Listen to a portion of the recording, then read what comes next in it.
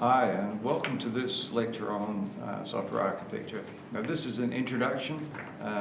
It's not intended to teach you all about software architecture. I have another series of lectures for that. So this is a brief introduction just to describe some of the aspects of software architecture. But in this lecture, we'll briefly describe the process of designing an architecture. We'll describe some of the popular methods, and we'll describe the process. That is the information you're going to need in order to make the decisions you need to make before you actually start developing a software architecture. And then we'll briefly describe at least one method of assessing an architecture. So with that, let's get started. And first off, let's have a look at what is an architecture. What's the definition of an architecture? Now, there is a definition that is becoming more agreed. More people are using it, and that is the software architecture of a program or computer system is the structure or structures of the system which comprise the software elements, the externally visible properties of those elements, and the relationships among them. Now, the essence there is that you're dealing with the structural parts of something, the properties of those parts, that's the externally visible properties of those parts, and the relationships among them. Now, that's a reasonable definition of architecture for pretty much anything. The role of software architecture in software engineering, it's very easy in the age of agile software engineering to rather argue that you don't need software architecture, you just sort of go and do it.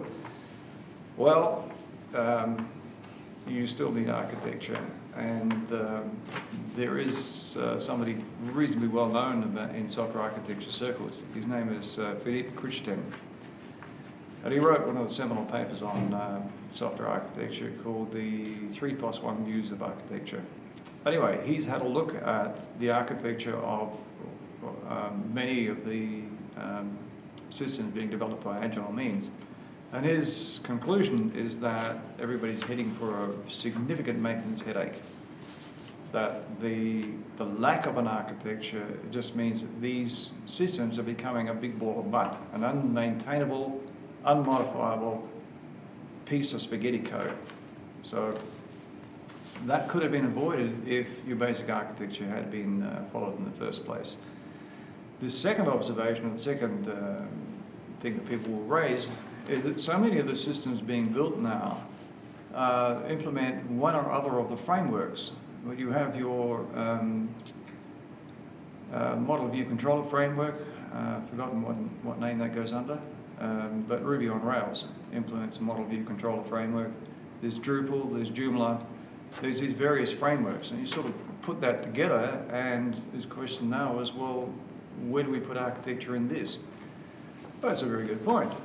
I really can't answer that, but we'll have a look. Now, the role of software architecture in software engineering, that the software architecture is a model of the system. And part of developing a software architecture is modeling the problem in the first place. That's usually referred to as the conceptual model. And that is one way of trying to assure that you do actually understand what the problem is. If you can model the problem, you've probably got a pretty good chance. But once you model the problem, then you can shift that model to its implementation within a computer system. The two things are they're separate, they're different.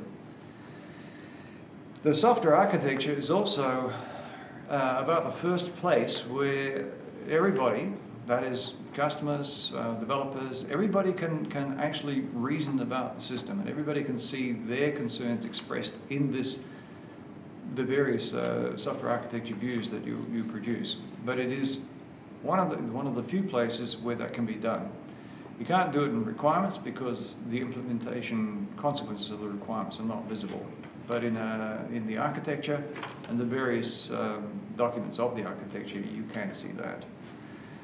So all stakeholders can do that, and the other reason why you should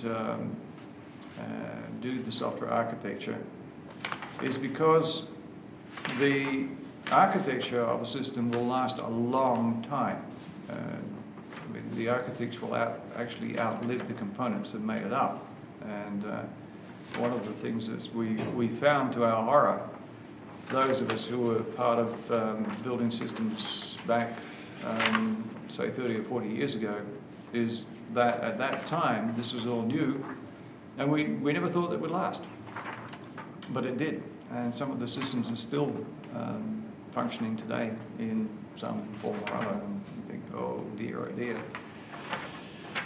Now the next question that could be asked, if you're doing an architecture, I mean, you shouldn't do more architecture than you need to do. And I do hear of stories of system architects refusing to let the architecture out for implementation because it's not finished yet.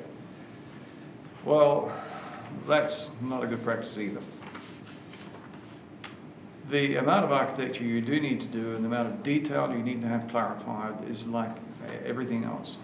The development team need to agree on the required functionality, how it will be distributed among the components, how those components will interact, and how the system as a whole can achieve its known and future objectives. Once there's enough agreement on that, and everybody's got a clear idea of what they're going to do, you've probably done enough architecture so that people can start work.